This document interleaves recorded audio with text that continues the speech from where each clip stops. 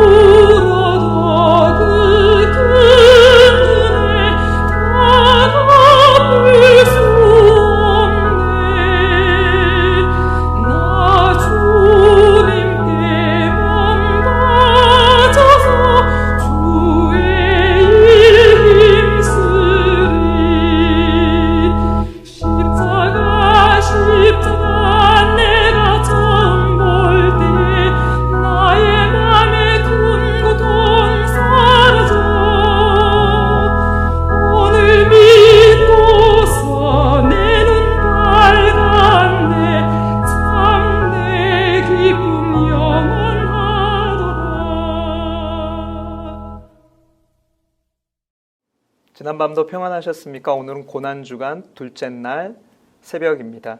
함께 보실 하나님의 말씀은 마가복음 12장 13절에서 17절 말씀. 그들이 예수의 말씀을 책잡으려 하여 바리새인과 헤롯 땅 중에서 사람을 보내매 와서 이르되 선생님이여 우리가 아노니 당신은 참되시고 아무도 꺼리는 일이 없으시니 이는 사람을 외모로 보지 않고 오직 진리로서 하나님의 도를 가르치심이니이다. 가이사에게 세금을 바치는 것이 옳으니이까 옳지 아니하니이까 우리가 바치리이까 말리이까 한데 예수께서 그 외식함을 아시고 이르시되 어찌하여 나를 시험하느냐 데나리온 하나를 가져다가 내게 보이라 하시니 가져왔거늘 예수께서 이르시되 이 형상과 이 글이 누구의 것이냐 이르되 가이사의 것이니이다. 이에 예수께서 이르시되 가이사의 것은 가이사에게 하나님의 것은 하나님께 바치라 하시니 그들이 예수께 대하여 매우 놀랍게 여기더라. 아멘. 오늘은 무엇을 위해 살 것인가 하는 제목으로 하나님 말씀 나누겠습니다.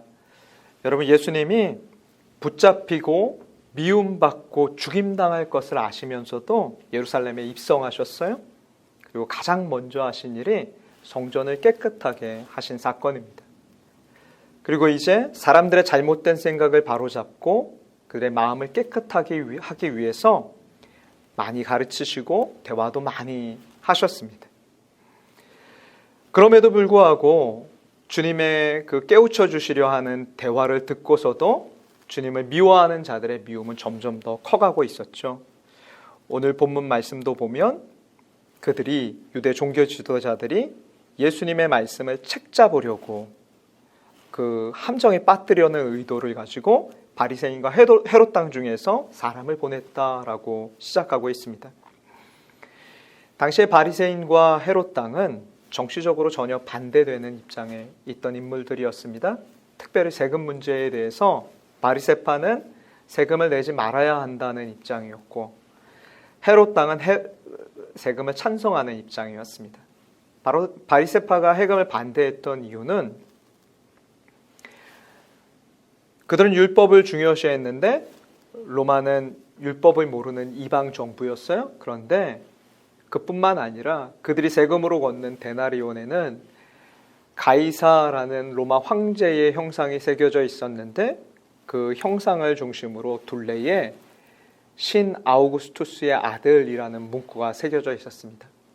그들의 입장에서 볼 때, 바리새인의 입장에서 볼 때 그것은 너희는 아무 형상도 만들지 말라, 신에 대한 형상을 만들지 말라 했는데 하나님의 말씀에 정면으로 대치되는 그런 은화였죠.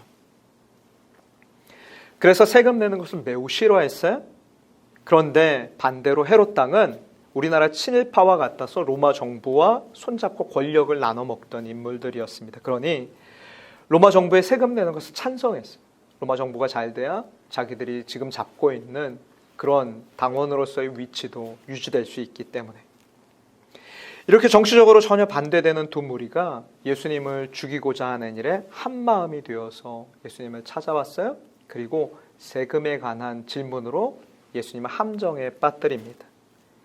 가이사에게 세금 바치는 것이 옳습니까? 옳지 않습니까? 그 무리가 생각하기에 이것은 완벽한 함정이었어요. 만약에 바치라라고 얘기하면 세금을 반대했던 바리새파와 그들을 좋아하는, 그들을 따르는 무리들에게 예수님은 미움을 받을 것이었습니다. 그리고 반대로 바쳐서는 안 된다라고 말하면 헤롯 당원들이 예수님이 로마에 반역하는 반역자다라고 고발할 계획이었던 것이죠. 예수님은 그들의 외식함을 알았습니다. 그래서 그들에게 데나리온을 가져오라 하셨어요. 그리고 이렇게 묻습니다. 이 형상과 이 글이 누구의 것이냐? 가이사의 것입니다. 이에 예수께서 이르시되 가이사의 것은 가이사에게, 하나님의 것은 하나님께 바치라 하시니 그들이 예수께 대하여 매우 놀랍게 여기더라. 여기서 놀랍게 여기더라는 것은 너무 놀라서 얼굴빛이 창백해졌다는 의미예요. 왜 그랬을까요? 예수님께서 그들이 파놓은 함정에 빠지지 않았을 뿐만 아니라 인생을 정말 어떻게 살아야 하는지, 너희가 정말 중심을 두고 살아야 할 것이 무엇인지를 그 본질적인 의미를 깨우쳐 주셨기 때문입니다. 예수님 가져오라 하신 그 동전 데나리온은 당시 노동자 하루 품삯에 해당하는 것이었어요. 예수님 이런 대답을 하셨죠. 여기에 새겨진 형상과 글이 누구의 것이냐? 가이사의 것입니다. 그러면 가이사에게 바치라. 동시에 뭐라고 하셨어요? 하나님의 것은 하나님께 바치라. 이 말을 들었을 때 이들이 너무 놀란 거예요. 얼굴이 창백해질 정도로 놀란 거예요. 왜요? 하나님의 형상이 새겨진 창조물은 단 하나밖에 없습니다. 여러분이 아시다시피 인간밖에 없죠. 창세기 1장 27절 말씀, 하나님이 자기 형상 곧 하나님의 형상대로 사람을 창조하시되 남자와 여자를 창조하시고. 바리새인과 헤롯 당원들이 이 말씀을 너무 잘 알았어요. 그러므로 그들은 예수님이 말씀하신 의도와 그 핵심을 바로 알아차릴 수 있었습니다. 주님은 세금이나 돈 문제에 얽매여 살지 말고 하나님의 형상인 너희는 너희 자신과 너희의 삶을 하나님께 올바르게 드려야 한다. 그렇게 말씀하고 있는 것입니다. 여러분 정말 그렇습니다. 여러분 우리가 얼마나 연약한지 우리는 먹고 사는 일에 매여서 정작 중요한 일을 놓치고 살 때가 매우 많죠.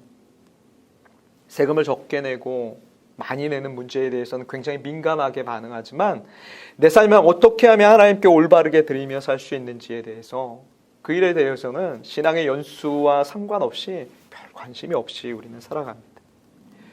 예수님의 말씀대로 우리는 하나님의 형상으로서 우리 자신의 삶을 하나님께 내어드리는 그런 삶을 살아야 합니다. 어떻게 하면 우리는 우리의 삶을 하나님께 올바르게 내어드릴 수 있을까요? 하나님의 형상인 남자와 여자를 하나님께서 창조하시고 그들에게 주신 임무를 보면 우리는 알 수 있습니다. 그들에게 맡기신 임무가 있었어요.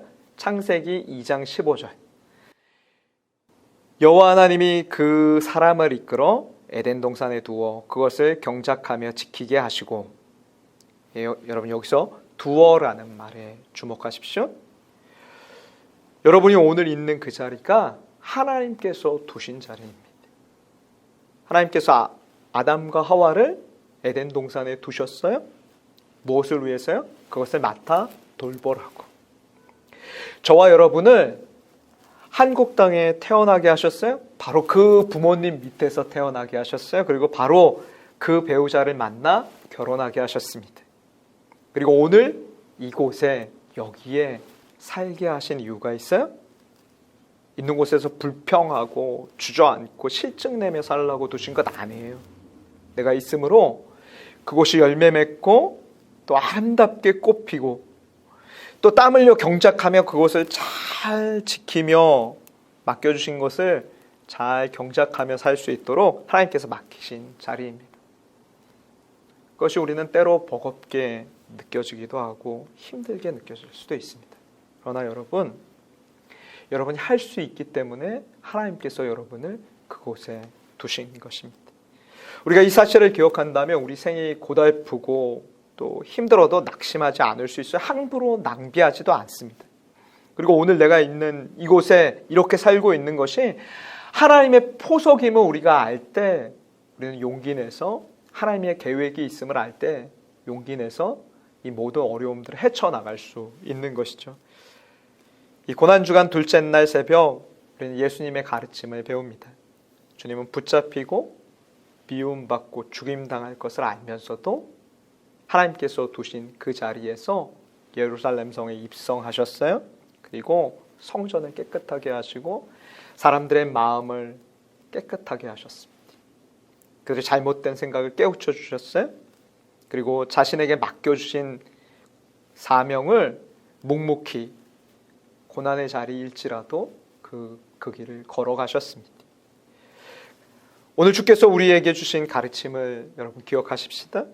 가이사의 것은 가이사에게, 하나님의 것은 하나님에게 바치라. 여러분 이 말씀 우리가 단단히 붙잡고 하나님의 형상으로서 우리 자신을 하나님의 영광을 위해 내어드리는 그런 복된 하루, 복된 한 주, 우리의 일생이 되어지기를 주님의 이름으로 축복합니다. 기도하겠습니다.